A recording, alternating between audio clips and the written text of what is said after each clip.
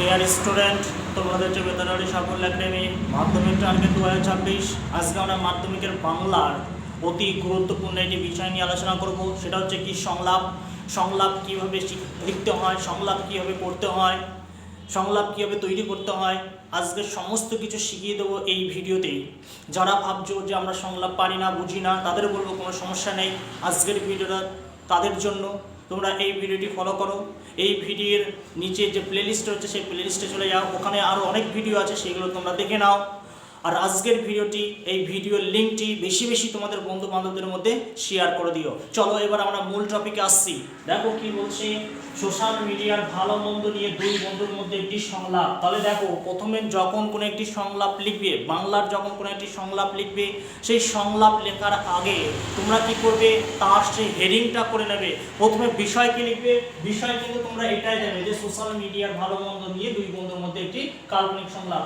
এটাই কিন্তু তোমরা কি লিখবে, এটাই কিন্তু তোমরা বিষয়ের মধ্যে দিয়ে, হেডিংয়ের মধ্যে দিয়ে দেবে। এরপর যেটা লিখবে সেটা হচ্ছে কি সূচনা, মানে দুই বন্ধুর মধ্যে কাল্পনিক সংলাপটা শুরু হলো কিভাবে, সেই বিষয়টা তোমরা লিখবে। কিভাবে লিখবে দেখো, লিখবে স্কুল থেকে বাড়ি ফেরার পথে দুই বন্ধুর মধ্যে সংলাপের সূচনা। তাহলে কি লিখবে, যে এখানে লিখবে যে একটি,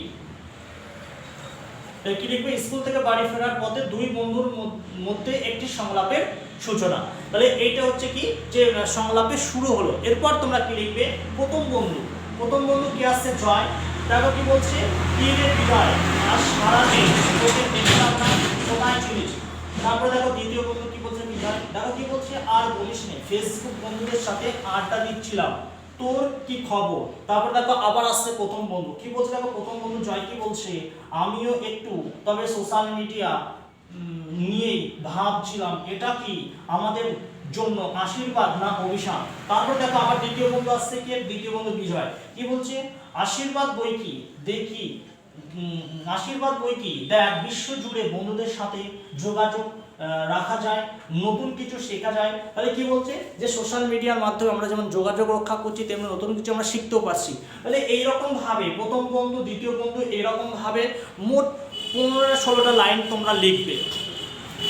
আর একটা কথা তোমাদের আমরা বলে রাখি, দেখো এইখানে দেখো আমরা দিয়েছি প্রথম বন্ধু, এই প্রথম বন্ধুটা কিন্তু তোমাদের বোঝানোর জন্য দিয়েছি।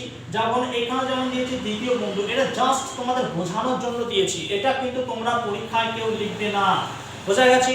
শুধু বন্ধুদের নামটা যেমন দেবে, এখানে যেমন আমি যেমন দিয়েছি জয়, বিজয়, তাহলে এই জয় বিজয়ের জায়গায় তোমরা তোমাদের ইচ্ছা মতো বন্ধুদের নামও তোমরা দিতে পারো, বোঝা গেছে। কিন্তু কেউ কিন্তু এই নামগুলো দেবে না, প্রথম বন্ধু, দ্বিতীয় বন্ধু, এইগুলো দেবে না। এগুলো জাস্ট আমি বোঝানোর জন্য দিয়েছি, বোঝা গেছে।